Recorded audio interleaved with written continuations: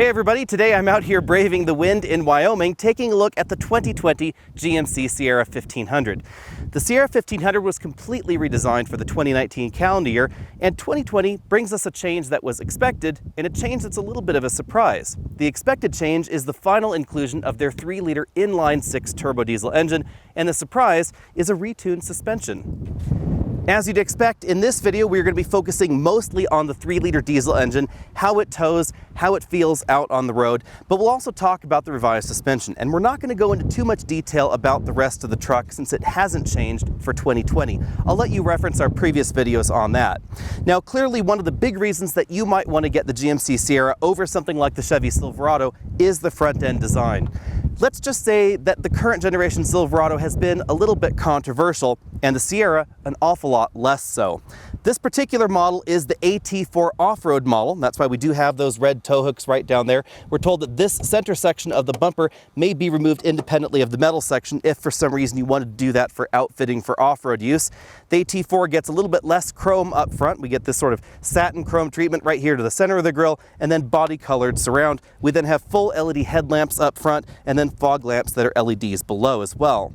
One of the main focuses of this generation Sierra was to improve overall fuel efficiency. That's obvious when we take a look at the available 3-liter turbo diesel and the aerodynamics of the truck itself. You can see that the overall profile is definitely different than the last generation Sierra.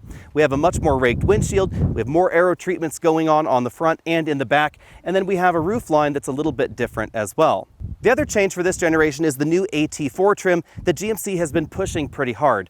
Every vehicle in the GMC lineup is eventually going to get an AT4 off-road trim. In the Sierra 1500, this means that we get 2.5 inches of extra ground clearance.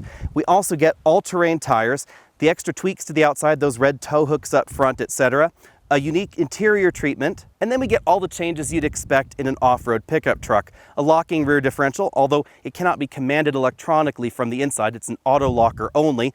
We don't have a front locker in the AT4. That is one omission that we do see in more serious off-road vehicles. But the mission of the AT4 was not to be a GMC Raptor. Instead, this is designed to be a better balance of on-road and off-road vehicle. The off-road vehicle you can take to the park on your weekends, you can put your motorbikes in, that sort of thing, have some fun off-road, and then you can drive this on your daily commute.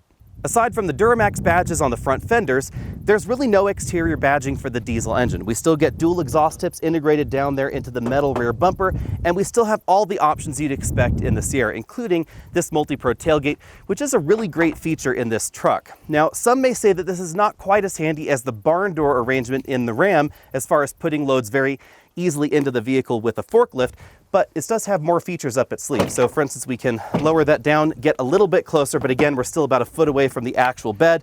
But then we can pop this down and have a step. We can also leave that up with the tailgate latched. We have a platform to put longer items in. This is the same height as if you put 2x4s or 2x6s on the little notches on either side of the bed. And then we have a mode right here where you could lift this up and keep things from sliding back. And of course, in addition to the trick tailgate, GMC boasts the widest and one of the deepest cargo areas in this particular segment. So this cargo area, especially the opening right here, is notably wider than the F-150 diesel or the new Ram 1500 Eco Diesel. Now, some of you have pointed out there is just one little flaw with the multi-pro tailgate. If you're the kind of person that likes to leave your hitch and ball right there in the receiver all the time, and you were to just carelessly drop the multi-pro tailgate, it would bop the ball. Now, I suspect that if you were to buy one of these, that's not likely to be a problem, but if you're buying the multi-pro tailgate for use in a business, say, and other people are going to be driving it, you should keep that particular item in mind. General Motors goes about their engine lineup a little bit differently than Ram or Ford. Under the hood of the 2020 Sierra, we find engines that were designed exclusively for pickup truck use, rather than engines that were designed for both pickup trucks and passenger vehicles. Things still start out with a base 4.3-liter V6. That V6 was the only one in this segment that was originally designed just for use in a pickup truck. Then we have a 5.3-liter engine with either AFM or DFM, GM's two different cylinder deactivation technologies. You'll get either a 6-speed or an 8-speed on that 5.3, depending on which version you get. We then have a 2.7-liter 4-cylinder turbocharged engine, producing 310 horsepower and 348 pound-feet of torque. That's designed more as a V6 alternative rather than a direct competitor to Ford's 2.7-liter twin-turbo. We then have a 6.2-liter V8 engine, producing a massive 420 horsepower and 460 pound-feet of torque. And then we get this engine right here, GM's all-new 3-liter inline diesel. Interesting point of trivia, this is the only diesel in the pickup truck segment that was, again, initially designed exclusively for pickup truck use. The one that we find under the hood of the Ford F-150 for 2019 and 2020 was originally designed for use in Jaguar and Land Rover vehicles. And interestingly enough, the one under the hood of the Ram 1500 was originally designed for use by Cadillac. At the moment, this 3-liter diesel produces the most horsepower in this segment at 277 horsepower, and it falls just behind the new Ram EcoDiesel in torque at 460. That's the same amount of torque that we find in the 6.2-liter V8, but it happens at a much lower RPM, just 1,500 for this diesel. This is mated to basically the same 10-speed automatic transmission that we find in that 6.2-liter V8 as well. In addition to giving us the most torque at the lowest RPM, this also gives us the best fuel economy in the Sierra lineup, 26 miles per gallon combined if you choose 2-wheel drive, 24 if you choose 4-wheel drive, which is what we're driving right here. In addition to highway fuel economy, the obvious reason that you'd want the 3-liter diesel is for its towing ability. And the 3-liter diesel under this hood is the only one in this segment at the moment that includes an exhaust brake, something that I think a lot of people overlook when they're considering a half-ton truck with a smaller diesel engine. The exhaust brake means that this vehicle is going to give us more engine braking ability than we find in the Ram 1500 EcoDiesel or in the Ford F-150 small diesel. Although in general terms, diesel engines give us better engine braking characteristics than gasoline engines, displacement can't be ignored, and the 6.2-liter V8 is going to give you more downhill engine braking than this turbo diesel right here, although this, again, is going to be better than the Ram or the Ford. As with the competition, the payload and tow rating of the Sierra diesel will depend on the options that you select. It could be as high as 1,850 pounds of payload and 9,100 pounds of towing ability. This particular model here has a payload rating of just over 1,300 pounds. At this point, I don't have access to a chart that would detail the various payloads based on options in the Sierra versus the Ram 1500 versus the Ford F-150, but in general terms, this appears to be pretty close to the Ram 1500 in terms of overall payload ability and a little bit behind the Ford F-150 with its turbo diesel engine. When it comes to towing, this definitely comes in behind the Ram 1500 with its EcoDiesel engine. Obviously, again, that does vary based on the trim level that you get and the options that you choose. Taking the briefest of spins around the interior, you'll see that the interior design was not updated for 2020. The infotainment system is still the same one that we saw before with all of the integrated trailering features right there. We'll go into that in a different video. And then we have dual zone climate control below. One thing that I will say for a vehicle that is focused on towing is that the parking sensors have to be disabled in pairs. You can't disable front and rear independently. If you're wondering why you might want to turn the front or rear parking sensors off separately, just think about backing up to a trailer or backing up when you have a trailer connected. You might want the front parking sensors enabled, but you want the rear ones disabled because they'd just be beeping at you the whole time. Down here we have the integrated trailer brake controller, a very handy touch. 2 USB ports, there are 2 more in the center. 12-volt power outlet and 120-volt power outlet. There's also a wireless charging mat right there in the center. If we move on over to the driver's side, the only major change for 2020 is the inclusion of this diesel exhaust fluid readout. You can see that we have a lot of different readouts going on here in this instrument cluster, including driver assistance. We're told to expect radar adaptive cruise control later for the 2020 model year vehicle, but this one does not have it on it. This particular truck has spent most of its time towing a trailer, and that's why you'll see that the fuel economy average is down there at 17.1 miles per gallon, but the best was 30 miles per gallon out on the open highway, and this is the model with 4-wheel drive. As you'd expect, the steering wheel is the same as the rest of the lineup, as are the 4-wheel drive controls over here to the left of the steering wheel, auto 4 high, 4 low, 2 high, etc. This toggle changes the drive mode, and you'll see that readout right there in the instrument cluster. One of the first things you'll notice out on the road is that this diesel engine is not as quiet as the engine in the Ram 1500 or in the Ford F-150. Now, some might find that a problem, but I actually like it. I think that the engine that we see, especially in the Ford F-150, is perhaps just a little bit too quiet for this segment. We don't get that classic diesel engine sound that I love, and I know a lot of diesel fans out there are really looking for. This sounds, as you might expect with an inline 6 design, a little bit more like a Cummins inline 6 than some of those other diesel alternatives out there. Now, it's still definitely quieter than the diesel that we find in the 2500 and 3500, just as you'd expect with a smaller engine and a smaller truck, but we still get a 10-speed automatic transmission, and that's a really nice feature in this truck. Now, admittedly, a 10-speed transmission in this truck is not as big of a deal as a 10-speed in the new Sierra HD, because the Ram 1500 uses an 8-speed and Ford also uses a 10-speed, but I still think that the 10-speed is an asset to this truck. Remember that diesel engines don't have a very broad RPM spread. This spends most of its time accelerating between 2 and just under 4,000 RPM or so, and this transmission allows the engine to keep returning to its optimum torque and RPM band to really improve hauling, towing, and of course acceleration. We don't have official acceleration numbers just yet, but I suspect this truck is going to come in right around 8 seconds or so, and the stopping distance should be pretty comparable to the last Sierra that we tested. At this point in time, you might be wondering, why am I driving an AT4 out on this seemingly perfectly paved mountain road? Part of that's due to the suspension tune and the suspension changes that we see for 2020.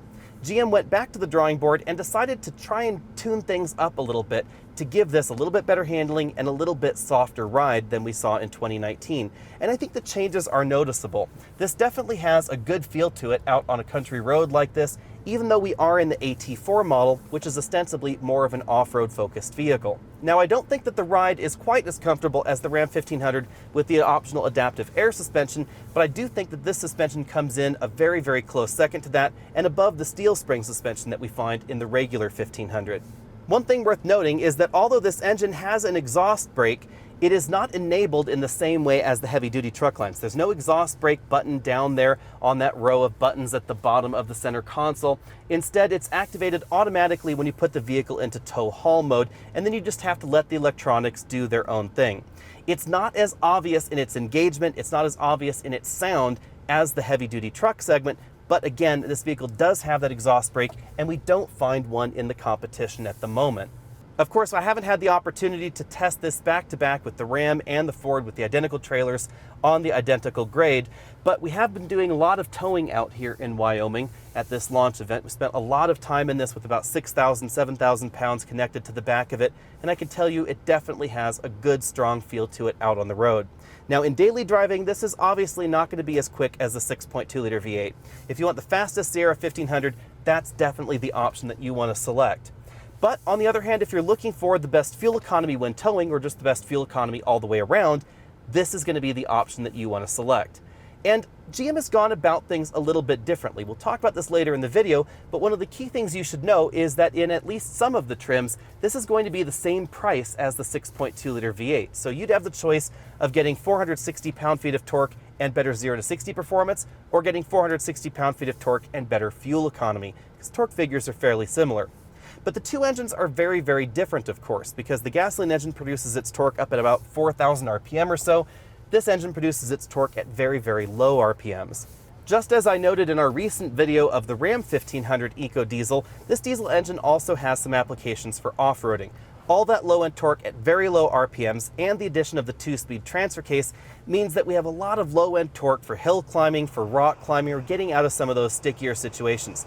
In terms of the way the engine pulls, this feels an awful lot like a 3/4 ton or a 1-ton truck from just about 15 years ago or so, but packaged in a half-ton wrapper and available in trims like the AT4 that you see here for off-road ability. As you'd probably expect, GMC won't talk about what the future holds, but I really hope that this engine and drivetrain make their way into the new Yukon coming up next year. Since I haven't tested this at home, I can't give you official fuel economy numbers, but I can say that over a day of mixed driving with a lot of trailer towing, we were averaging in the 20 mpg range. And remember, again, we did have that trailer connected, and here in Wyoming, we're at about 6,000 feet or so. So we're at elevation and we're towing those heavier loads, and this engine had absolutely no problem with that and got us pretty decent fuel economy overall. For the exact prices, I'll let you refer to the chart on your screen, but the key takeaway here for the Sierra for 2020 is that the diesel engine is going to be a bit more expensive in terms of base price than the Ram 1500.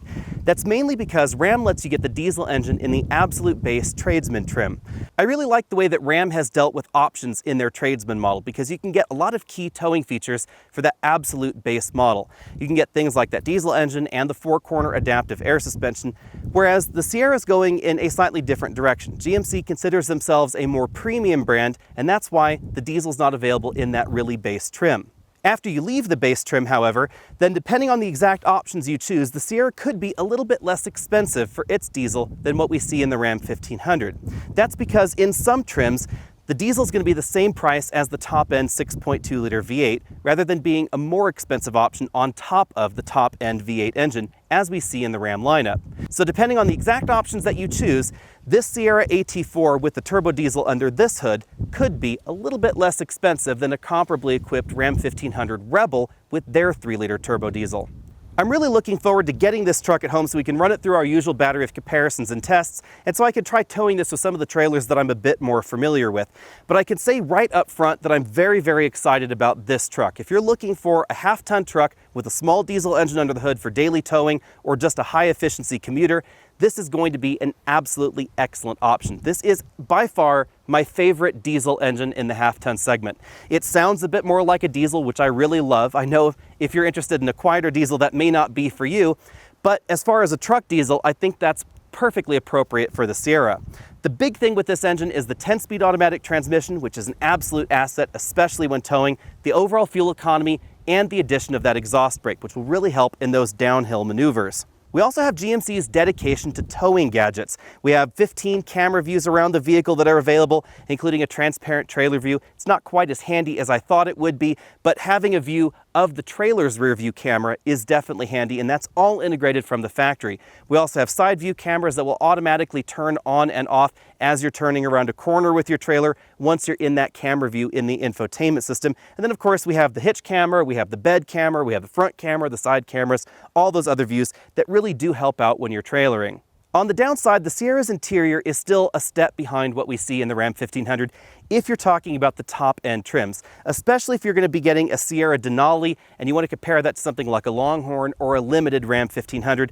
The Ram interior is definitely more comfortable. It also is a much more luxurious place to spend your time. However, if we're talking about the AT4 versus the Rebel, or most trims of the Sierra versus most trims of the Ram 1500, then they're on relatively even footing. And then it's more of a style thing, and I do prefer the style of the Ram interior versus what we see in the GMC Sierra.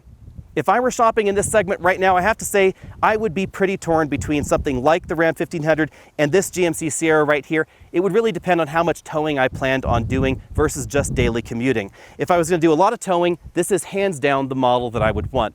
Also, if the size of the bed is important to you, this does have that wide opening as well.